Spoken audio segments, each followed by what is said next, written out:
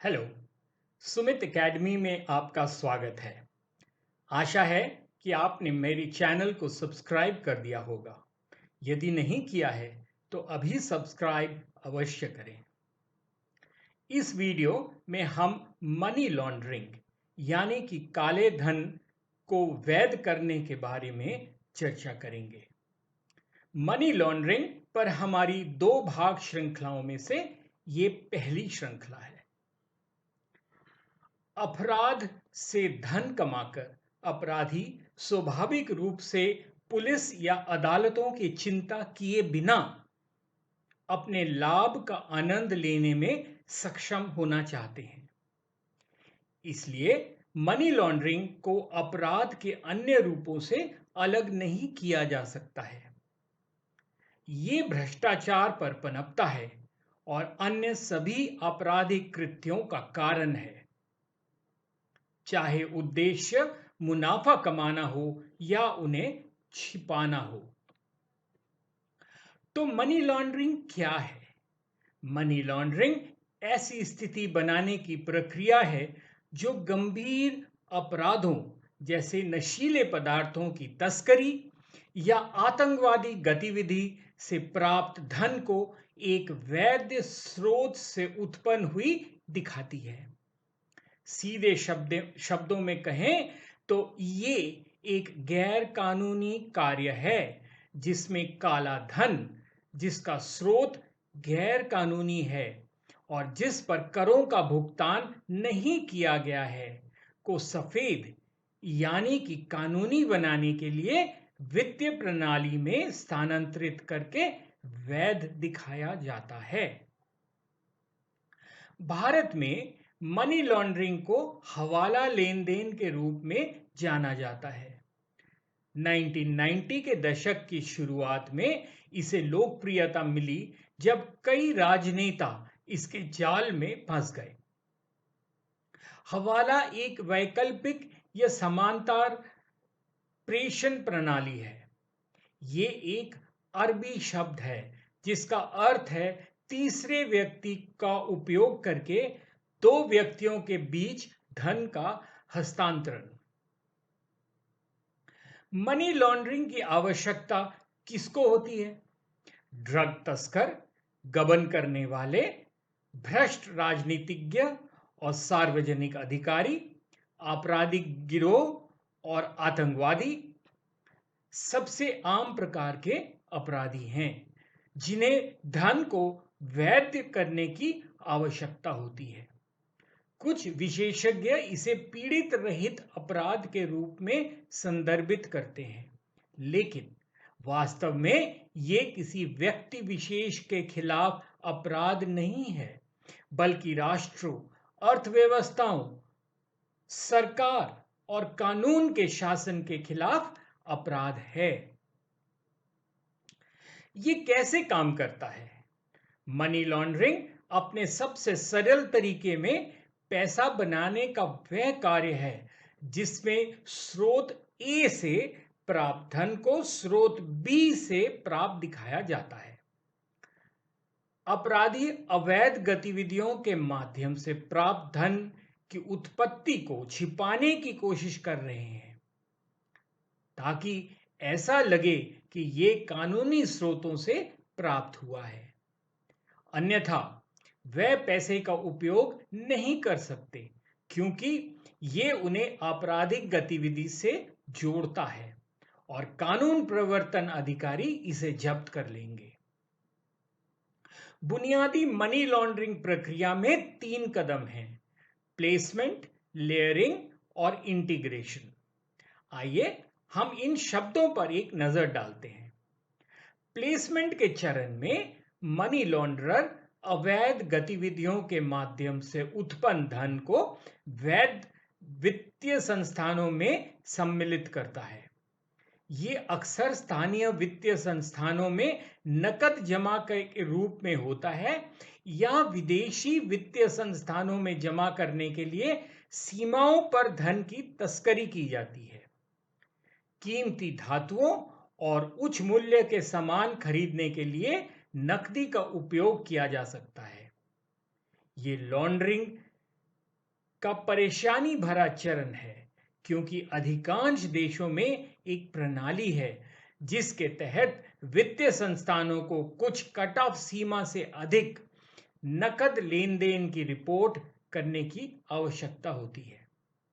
ये money launderer के लिए सबसे जोखिम भरा चरण है, क्योंकि बैंकों को उच्च मूल्य के लेन देन की रिपोर्ट करना अनिवार्य है। जोखिम को कम करने के लिए इस काले धन को छोटी छोटी मात्रा में विभिन्न बैंक खातों में या चेक और मनी ऑर्डर जैसे मौद्रिक उपकरणों की एक श्रृंखला खरीदकर अन्य स्थान पर खातों में जमा किया जाता है। दूसरा चरण लेयरिंग है। लेयरिंग में विभिन्न खातों के बीच विभिन्न नामों और विभिन्न वित्तीय संस्थानों में विभिन्न वित्तीय लेन देन के माध्यम से धन हस्तांतरित करना शामिल है। खातों में राशि कई बार जमा और निकासी की जाती है ताकि खातों में कुल राशि बदलती रहे। इस प्रकार लेन देन की एक जटिल जाल एक दूसरे पर लेयरिंग बनाई जाती है। ये किसी भी मनी लॉन्ड्रिंग स्कीम का सबसे जटिल और काले धन का पता लगाने के लिए सभी प्रयत्नों को विफल करने का एक बड़ा कदम है।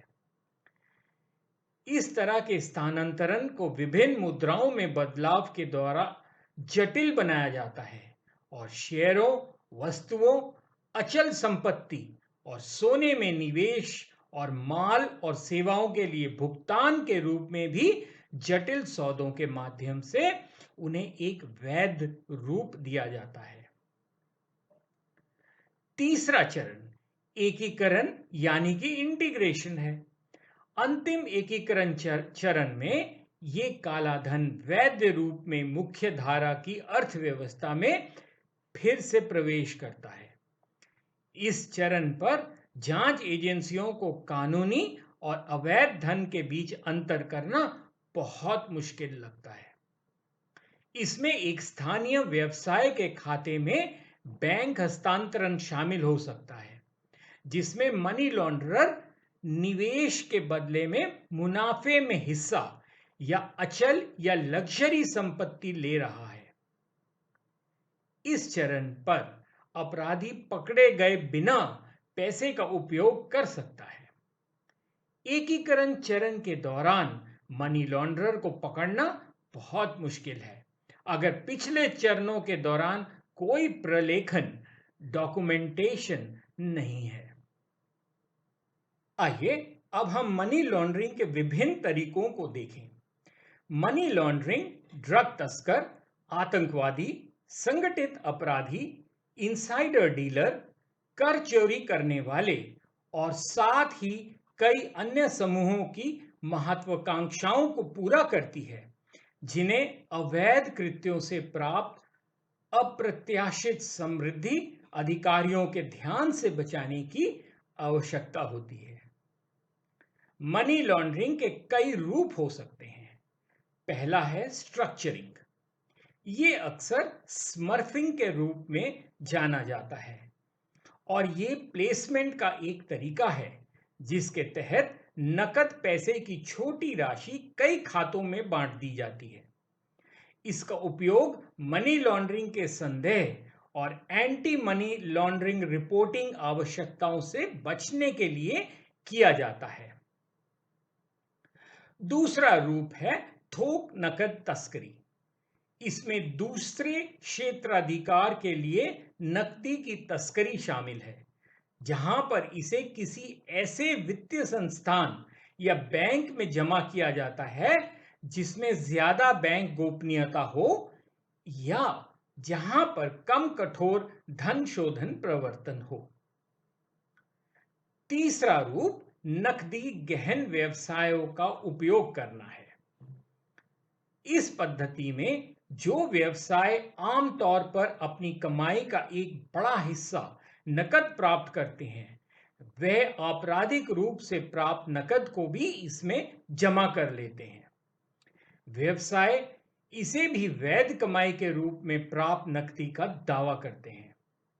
ऐसे व्यवसायों के उदाहरण पार्किंग भवन, strip club, salon, car wash और कैसीनो है।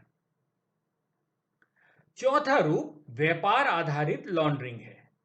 इसमें under over valuing invoice, over और अंडर शिपमेंट्स, माल या सेवाओं का झूठा वर्णन करना और पैसे की आवाजाही की जानकारी को बाधित करने के लिए माल या सेवाओं के कई चालान शामिल हैं।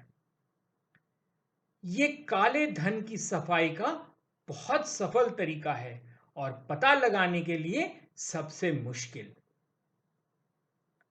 पांचवा रूप शेल कंपनियों और ट्रस्टों की स्थापना करना है। ट्रस्ट और शेल कंपनियां पैसे के असली मालिक को छिपाती हैं। वे नकली कंपनियां हैं जो कागज पर दिखाई देती हैं लेकिन वास्तव में मौजूद नहीं है। यदि वास्तव में इनमें से कोई भी मौजूद है तो वे किसी भी व्यापारिक संचालन में संलग्न नहीं है। उनका उपयोग केवल झूठे चालान और वित्तीय विवरणों के माध्यम से वैध लेन देन की उपस्थिति बनाने के लिए किया जाता है। वे सामान्य प्रक्रियाओं के साथ काम करते हैं, जैसा कि काले धन से हासिल की गई प्रतिभूतियां, सिक्योरिटीज के खिलाफ ऋण प्राप्त करना और मुनाफे पर कर का भुगतान करना। 2017 में ही आयकर विभाग ने लगभग 1000 करोड़ रुपए के विदेशी मुद्रा को जब्त कर लिया था। जांच के दौरान विभाग ने पाया कि 12 शेल कंपनियां स्थापित की गई थी, जिनमें से 10 कोलकाता में स्थित थी। अनुकूलित कस्टमाइज्ड सॉफ्टवेयर के आयात के लिए अप्रैल 2015 से मार्च 2017 के दौरान कथित रूप से हांगकांग, चीन और सिंगापुर को धन हस्तांतरित किया गया था। छठा रूप राउंड ट्रिपिंग है। यहां पैसा एक नियंत्रित विदेशी निगम के आश्रय में जमा किया जाता है, एक कर मुक्त या कम कर देश में जहां न्यूनतम रिकॉर्ड रखे जाते हैं, और फिर विदेशी प्रत्यक्ष उक्त निवेश डायरेक्ट फॉरेन इन्वेस्टमेंट के रूप में वापस भेज दिया जाता है, जिस पर कर से छूट दी जाती है। सातवां रूप है बैंक पर कब्जा। मनी लॉन्ड्रर्स या अपराधी किसी कमजोर धन शोधन नियंत्रण वाले क्षेत्राधिकार के बैंक में शेयर खरीदते हैं और उस पर नियंत्रण पाकर बिना जांच किए बैंक के माध्यम से पैसा स्थानांतरित करते हैं। आठवां रूप कैसीनो का उपयोग है। एक व्यक्ति कैसीनो में अवैध नकदी के साथ खेल टोकन खरीदता है, फिर वह अपेक्षाकृत कम समय के लिए खेलेगा। जब वह टोकन को कैश करता है, वह चेक द्वारा भुगतान लेता है या एक रसीद प्राप्त करता है ताकि जुआ जीत के रूप में आय का दावा कर सके, और इस तरह बिना पकड़े गए प्रतिदिन लाखों की अवैध राशि वैध आय में बदल जाती है। नौवां रूप अचल संपत्ति है। कोई अवैध धन से अचल संपत्ति खरीदता है और फिर बेचता है। बाहरी लोगों के लिए बिक्री से प्राप्त आय वैध आय की तरह दिखती है। वैकल्पिक रूप से संपत्ति की कीमत में हेरफेर किया जाता है। विक्रेता एक अनुबंध से सहमत होता है जो संपत्ति के मूल्यों को कम करता है और अंतर बनाने के लिए आपराधिक धन प्राप्त करता है। 10वां रूप काला वेतन है। एक कंपनी के पास लिखित अनुबंध के बिना अपंजीकृत कर्मचारी हो सकते हैं और उन्हें नकद वेतन का भुगतान कर सकते हैं। उन्हें भुगतान करने के लिए काले पैसे का इस्तेमाल किया जा सकता है। अन्य रूपों में सरकार द्वारा कर अमानत का उपयोग करना, काल्पनिक ऋण देना और क्रिकेट सट्टेबाजी शामिल है, जो अब 3 लाख करोड़ का बाजार है। तो क्या किया जा रहा है? सफेद पोश अपराध, नशीले पदार्थों की तस्करी और आतंकवादी गतिविधियों की सफलता में मनी लॉन्ड्रिंग एक महत्वपूर्ण कदम है और इस समस्या को नियंत्रित करने के लिए भारत और दुनिया भर में अनगिनत संगठन हैं।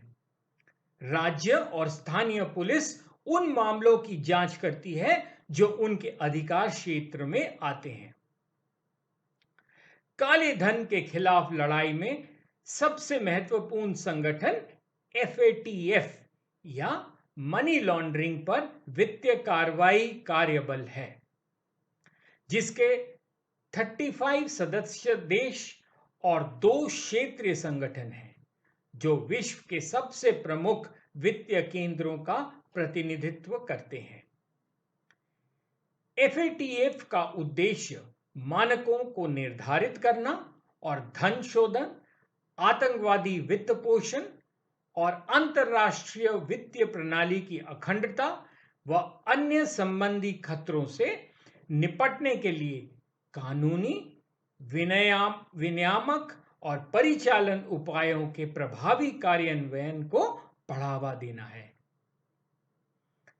FATF एक नीति निर्माण निकाय है जो इन क्षेत्रों में राष्ट्रीय, विधायी और नियामक सुधार लाने के लिए काम करता है। संयुक्त राष्ट्र, विश्व बैंक और अंतर्राष्ट्रीय मुद्रा कोष में भी काला धन विरोधी विभाजन है। अब हम वित्तीय संस्थानों की भूमिका पर एक नजर डालते हैं। जबकि एक ही देश में काम करने वाले बैंकों को आमतौर पर एक ही मनी लॉन्ड्रिंग कानून और नियमों का पालन करना पड़ता है, वित्तीय संस्थान अपने एंटी मनी लॉन्ड्रिंग प्रयासों को थोड़ा अलग तरीके से करते हैं। विश्व स्तर पर अधिकांश वित्तीय संस्थानों और कई गैर वित्तीय संस्थानों को अपने संबंधित देशों में वित्तीय खुफिया इकाई को संदिग्ध प्रकृति के लेन देन की पहचान करने और रिपोर्ट करने की आवश्यकता होती है।